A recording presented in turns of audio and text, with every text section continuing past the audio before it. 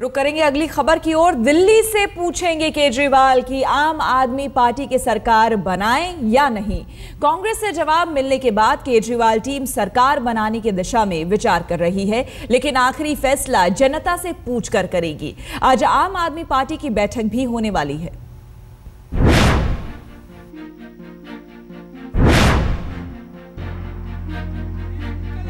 अठारह शर्तों के सवाल पर कांग्रेस की तरफ से जवाबी खत पहुंचते ही केजरीवाल की टीम में सुगबुगाहट तेज हो गई। सरकार बनाने से अब पीछे हटने की कोई वजह तो बची नहीं थी, लेकिन कांग्रेस के इतिहास को देखते हुए आम आदमी पार्टी के भविष्य का फैसला आसान नहीं था।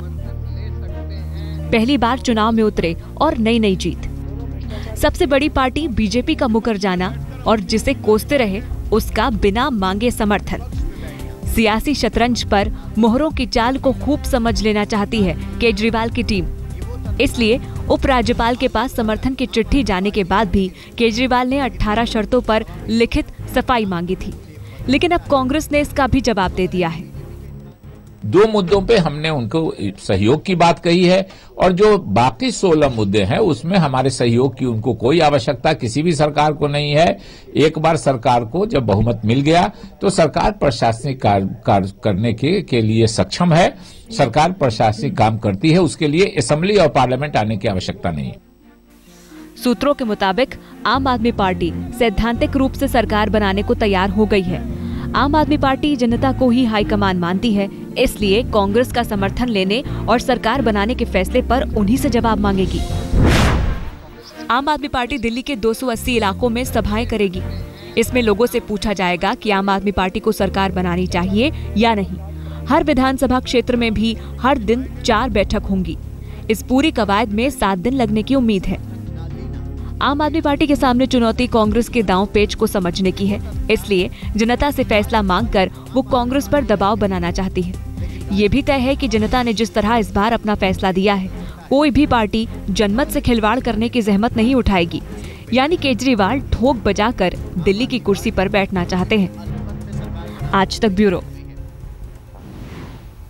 और अरविंद केजरीवाल के घर के बाहर से मौजूद है हमारे संवाददाता अनुराग ढांडा, उनसे और जानकारी लेते हैं। अनुराग, जानना चाहेंगे आज वहां पर बैठक होने वाली है आम आदमी पार्टी की।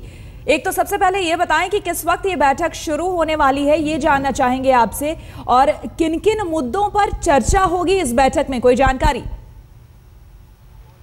देखिए, अब से करीब 1 घंटे बाद पीएसी की बैठक शुरू होगी, जिसमें तमाम अहम सदस्य आम आदमी पार्टी के सीनियर लीडर्स मौजूद होंगे।